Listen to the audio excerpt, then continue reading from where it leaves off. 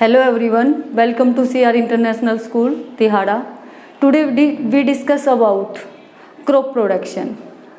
Crop production first lesson है bio का and it's management और उसका प्रबंधन। क्रॉप को हिंदी में कहते हैं फसल।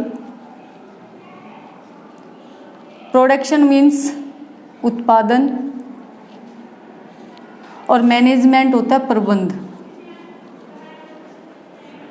ठीक है कि कैसे हम फसल को उगाएंगे और कैसे उसको प्रॉपर मैनेज करेंगे।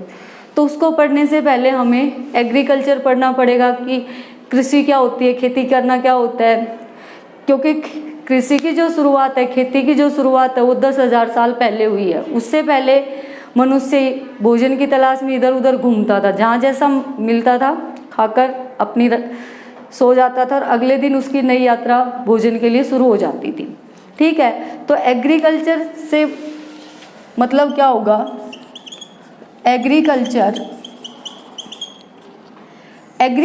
है वो दो लैटिन वर्ड से बना है।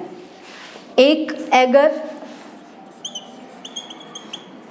जिसका मतलब होता है फील्ड और दूसरा कल्चरा जिसका मीनिंग होता है कल्टीवेशन। जो खेत में कल्टीवेट किया जाए वो प्रोसेस क्या कहलाता है? एग्रीकल्चर। इसकी डेफिनेशन क्या होगी? The science that deals growth of plant and rearing animals for food and other purpose। वो साइंस जिसमें पौधों को उगाना और एनिमल्स को पालना दोनों डील करते हैं। पौधे क्यों उगा रहे हैं, एनिमल्स को क्यों पाल रहे हैं? फूड के लिए और कोई दूसरा पर्पज भी हो सकता है। जैसे एनिमल्स हैं वो ट्रांसपोर्टेशन के लिए भी यूज किए जाते हैं, माल को एक जगह से दूसरी जगह ले जाने के लिए यूज किए जाते हैं। अब क्रॉप क्या होती है? क्रॉप डेफिनेशन क्या होगी? When large number of same kind plants are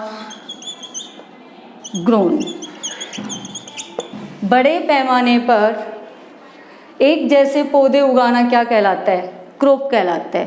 crop क्यों उगाई जाती हैं? फसलें क्यों उगाई जाती हैं? क्योंकि हमारा जो मेन फूड है वो फसलों से मिलता है। व्हीट है, राइस, मेज, ये सब। तो क्रॉप के बाद अनाज, सीरियल्स जिसको कहते हैं। सीरियल्स क्या होते हैं?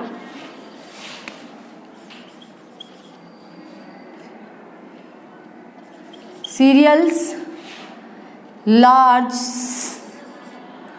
कल्टीवेटेड ग्रासेस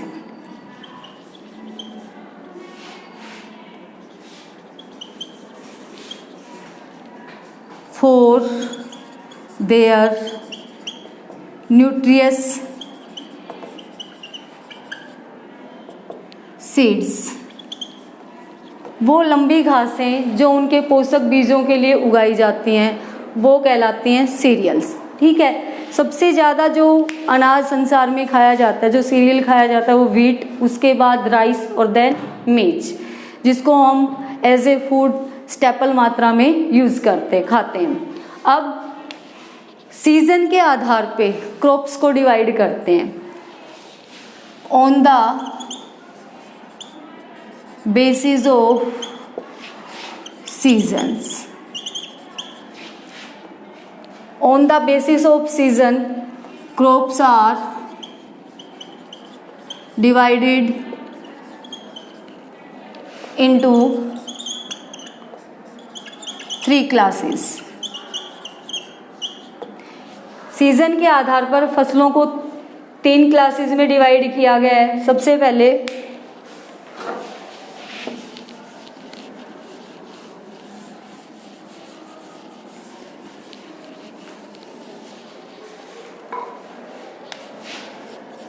खरीफ,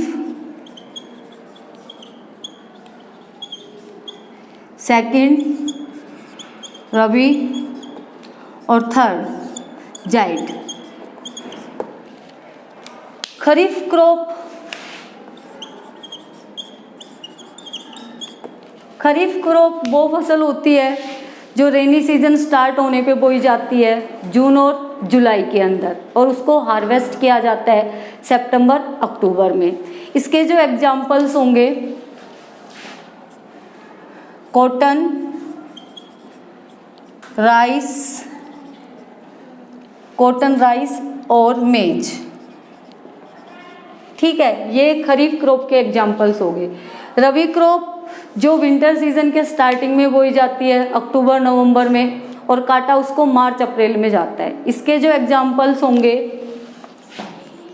वीट, मस्टर्ड, साथ में ग्राम, ये सब रबी क्रॉप के एग्जाम्पल्स हैं। जायड क्रॉप्स जो होती हैं वो अप्रैल मई में बोई जाती हैं और उनको जून जुलाई के अंदर काटा जाता है। इसके एग्जाम्पल्स होंगे कुकम्बर, मस्क मेलन, वाटरमेलन।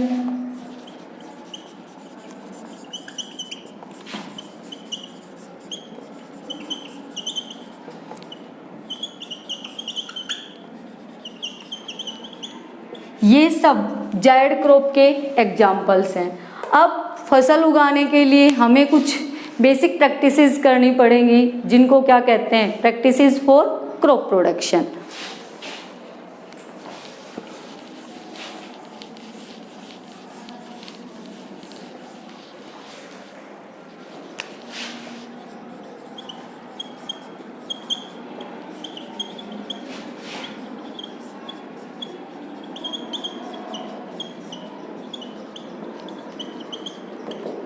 इसमें कम से कम 8 स्टेप्स होंगे जिनको 1 बाय 1 हम पढ़ेंगे। सबसे पहले प्रिपरेशन ऑफ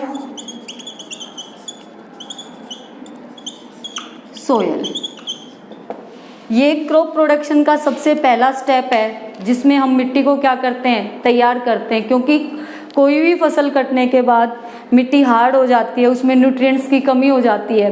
तो सबसे पहला जो स्टेप है क्रॉप प्रोडक्शन, इसके 2 स्टेप्स हैं। नंबर 1 प्लाविंग और दूसरा लेवलिंग। प्लाविंग जो प्रोसेस है loosening and turning of soil, यानी कि मिट्टी को लूज करना और उसको टर्न करना, नीचे वाली मिट्टी ऊपर चली जाए और ऊपर वाली नीचे आ जाए, ये प्रोसेस कहलाता है प्लाविंग। प्लाविंग प्लाव की हेल्प से की जाती है, with the help of plough, जो कि 2 तरह का होता है, वुडन प्लाव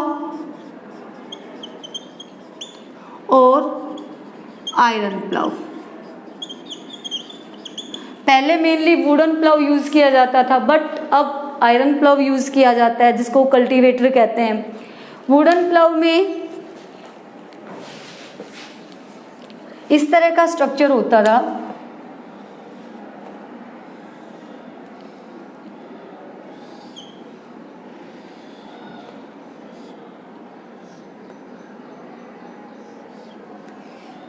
ये हैंडल,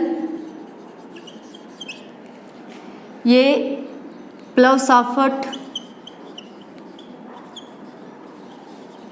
और ये आयरन ब्लेड।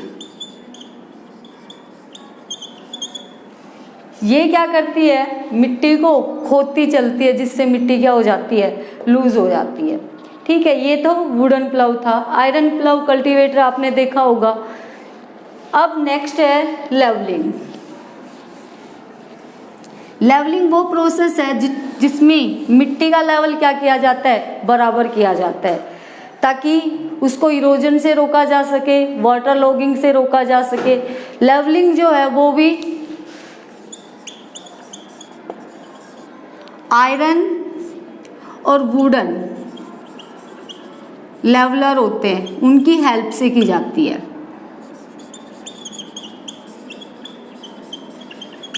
ठीक है, जिससे कि इरोजन नहीं हो और खेत का जो लेवल है वो बराबर रहे। ये हो गया प्रिपरेशन ऑफ सोइल। मिट्टी को कैसे तैयार करेंगे। मिट्टी को तैयार करने की कुछ एडवांटेजेस हैं। मिट्टी जितनी सॉफ्ट होगी, लूज होगी, उसमें रूट्स उतनी गहराई से जा सकेंगी और इजीली रेस्पायर कर सकेंगी। दूसरा, जो माइक्रो ऑर्गेनिजम्स हैं वो इजीली ग्रो कर पाएंगे। साथ में जो फर्टिलाइजर्स वगैरह हम उस मिट्टी में ऐड करेंगे वो भी इक्वली क्या हो सकेंगे, मिक्स हो सकेंगे। तो ये क्या कहलाएगा, प्रिपरेशन ऑफ सोइल। ये हमारा फर्स्ट स्टेप था। दूसरा स्टेप, सेकंड जो स्टेप है, सीड सिलेक्शन एंड सोविंग। जैसे ही हमारी मिट्टी तैयार हो जाती है उसके बाद हम क्या करेंगे, बीज का चुनाव करेंगे, सीड का सिलेक्शन करेंगे। क्योंकि अगर हमने डैमेज बीज बोया, डिजीज युक्त बीज बोया तो उसका प्रोडक्शन नहीं होगा, हो सकता वो जर्मिनेट नहीं हो। ठीक है, तो जिससे हमारा क्रॉप का प्रोडक्शन घट जाएगा। तो सीड सिलेक्शन में, सीड का सिलेक्शन करते टाइम हमें कुछ प्रिकॉशंस लेनी पड़ेंगे, जिसमें ये होगा कि सीड है वो अच्छी क्वालिटी का हो, बीमारियों से लड़ने वाला हो, डिजीज रेजिस्टेंट हो। सोविंग, सोविंग की क्या डेफिनेशन होगी। सोविंग का मतलब होता है पुटिंग सीड्स इन सोयल। बीजों को मिट्टी के अंदर रखना वो क्या कहलाता है, सोविंग कहलाता है। सोविंग 3 तरह की होती है। Number 1 broadcasting, number 2 seed drill और नंबर 3 ट्रांसप्लांटेशन।